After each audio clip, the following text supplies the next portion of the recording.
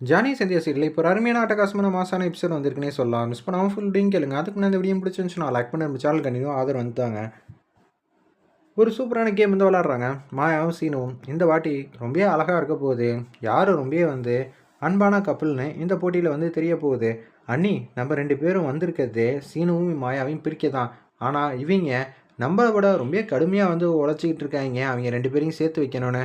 ஆமாம்மா, அப்படி தான் நான் நினச்சிக்கிட்டு இருக்கேன். நம்ம போடுற திட்டம்லாம் வந்து இது மாதிரி மனோகர் வந்து குறுக்க வந்து வாங்கிக்கிறாப்லே. இப்போ நம்ம என்ன பண்ண போகிறோம்னு தெரிலங்கிற மாதிரி யோசிச்சுட்டு இருக்காங்க. அந்த இடத்துல பத்மாவும் பார்வதியும் என்ன கேம்னு சொல்ல மாட்டேங்கிறீங்க. ஏகப்பட்ட கைவளங்கள்லாம் இருக்குது. ஆமாம், 2 ஜோடிகளுக்கும் வந்து கைவளங்க வந்து மாட்டி விட்டுருவோம். ஹஸ்பண்டுக்கும் ஒய்ஃபுக்கும் ஒரே மாதிரி வந்து கைவளங்க மாட்டி விட்டுருவோம். அதுக்கப்புறமேட்டுக்கு ஒரு குறிப்பிட்ட கால அவகாசத்துக்குள்ளே நீங்கள் இந்த சாவியை வந்து எடுத்துக்கணும். எடுத்து திறந்துடணும். இதில் ஒரு சின்னதாக கேமில் வந்து ட்விஸ்ட் இருக்குது.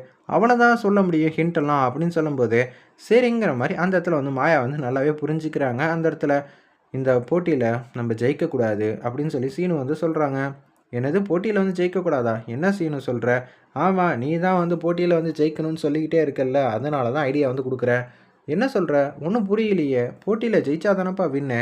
இப்போ தான் புரிகிற மாதிரியே வந்து சொல்கிறாங்க. ரொம்ப நேரம் யாரோட கைவலங்கு அப்படியே வந்து இருக்கோ அவங்க தான் வந்து ஜெயிச்சிருக்கிறதாக அர்த்தம். ஓ, அப்படி சொல்கிறியா? நீ என்ன பொறுத்தளவு ஜெயிக்கிறோம் தோக்குறோன்னு முக்கியம் இல்லை. நம்ம 2 பேரும் இப்படியே இருந்தால் எனக்கு ரொம்ப சந்தோஷமாக தான் இருக்குங்கிற மாதிரி சொன்னேன். எல்லோரும் வந்து சட்டுன்னு போகிறாங்க. போயிட்டு அவங்கவுங்க சாவியை வந்து எடுக்கிறாங்க. குறிப்பிட்ட கால அவகாசத்துக்குள்ளே ஒவ்வொரு மிஸ்ஸை வந்து கொடுத்துருக்காங்க. கரெக்டாக வந்து சில ஜோடி வந்து கரெக்டாக கண்டுபிடிச்சி அப்படியே வெளில வந்துடுறாங்க. வரட்டும் எல்லா டைமும் வந்து நோட் பண்ணுவோன்னு சொல்லிட்டு நோட் பண்ணிக்கிட்டே இருக்காங்க. சீனுவும் மாயாவும் வந்து பிரிக்கவே இல்லை.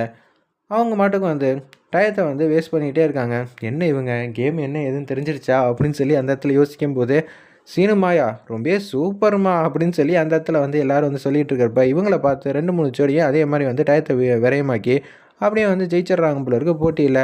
சரி வின்னர் யாருன்னு சொல்கிறோம். இந்த 3 ஜோடியும் தான் வந்து வின்னர் அப்படின்னு சொல்கிறாங்க. அந்த இடத்துல குறிப்பாக சீனுவும் மாயாவும் வந்து ஃபாலோ பண்ணதை அவங்க 2 பேரும் வந்து பயன்படுத்திக்கிட்டாங்க. பின்னாடி இருக்கிற 2 ஜோடிகளும் நாங்கள் என்ன சொன்னோம், கைவலங்க அவுக்கணும்னு சொன்னோம். ஆனால் சின்னதாக ட்விஸ்ட் இருக்குன்னு சொன்னோமே, யார் கைவலங்க ரொம்ப நேரம் இருக்கோ அவங்க தான் வின்னுங்கிற மாதிரி சொன்னோன்னே இவங்களுக்கு என்ன பண்ணும் ஏது பண்ணுன்னு தெரில. அப்படியே அசிங்கப்பட்டு நிற்கிறாங்க. அவங்க 2 பேரும் சேர்றதை யாராலையும் தடுக்க முடியாதுங்கிற மாதிரி சொல்லிட்டு இருக்கிறப்ப எல்லாரோட இதுவும் வந்து அவுத்து விட்றலான்னு சொல்லிட்டு எல்லா ஜோடிங்களுக்கும் அவுத்து விட்றாங்க.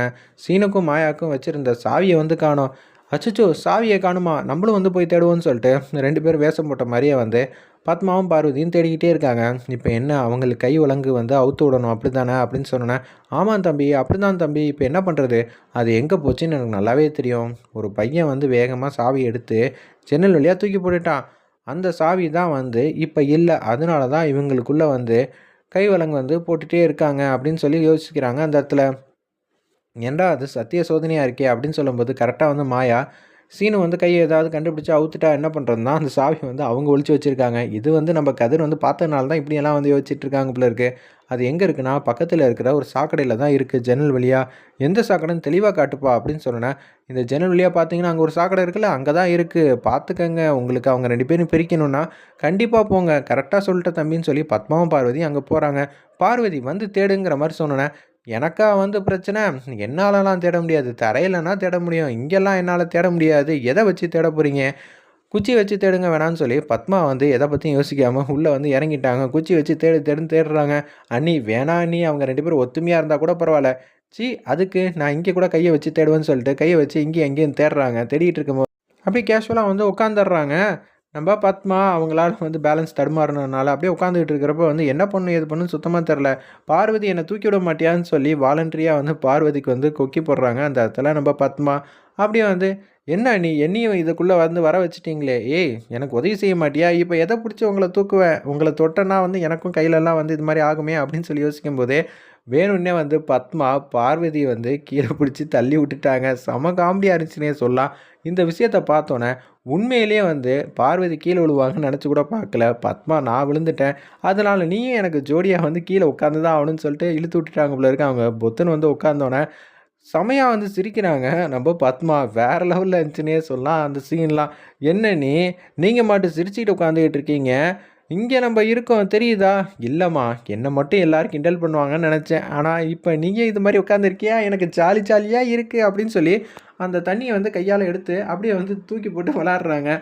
ஒன்றை பார்வதி பேசுகிறாங்க, அண்ணி நான் இதை எடுக்க மாட்டேன்னு நினைக்கிறீங்களான்னு சொல்லி அந்த தண்ணி எடுத்து அப்படியே இவங்க மேலே தெளித்து விளாட்றாங்க. பத்மாவும் பார்வதியும் சாவி எடுக்க வந்த விஷயத்தையே மறந்து இவங்க 2 பேர் க்யூட்டாக அழகாக விளாண்டுக்கிட்டு இருக்காங்க. அந்த இடத்துல செம காமெடியாக இருந்துச்சுன்னே சொல்லலாம். அண்ணி எனக்கு ஒரே ஒரு சந்தேகம், நம்ம இங்கே விளாண்டுக்கிட்டு இருக்கோம்ல சின்ன பொண்ணு மாதிரி, ஆனால் இங்கே நம்ம எதுக்கு வந்தோம், சாவி எடுக்க தானே, ஆமாண்டி அதை மறந்துட்டேன் அப்படின்னு சொல்லி உட்காந்த மாதிரியே 2 பேர் காமெடியாக தேடிக்கிட்டே இருக்காங்க. இந்த பக்கம் இருக்கா அந்த பக்கம் இருக்கான்னு காமெடியாக 2 பேர் தேடிக்கிட்டு இருக்காங்க. என்னது பார்வதி அத்தையும் இவங்க சித்தியும் காணுமே அப்படின்னு சொல்லி கேட்கும்போது, அவங்க 2 பேரும் எங்கே இருக்காங்கன்னு தெரியுமா, ரொம்ப பிஸியாக ஒரு இடத்துல இருக்காங்கன்னு சொல்லி அந்த இடத்துல தனாவை பார்த்தோன்னு செமையாக சிரிக்க ஆரம்பிச்சிடுறாங்க. என்னது இவங்க இங்கே இருக்காங்க, இது எல்லாம் என்னோட ஏற்பாடு தான் எப்படி அப்படின்னு சொல்லிட்டு இருக்காங்க நம்ம கதிர்.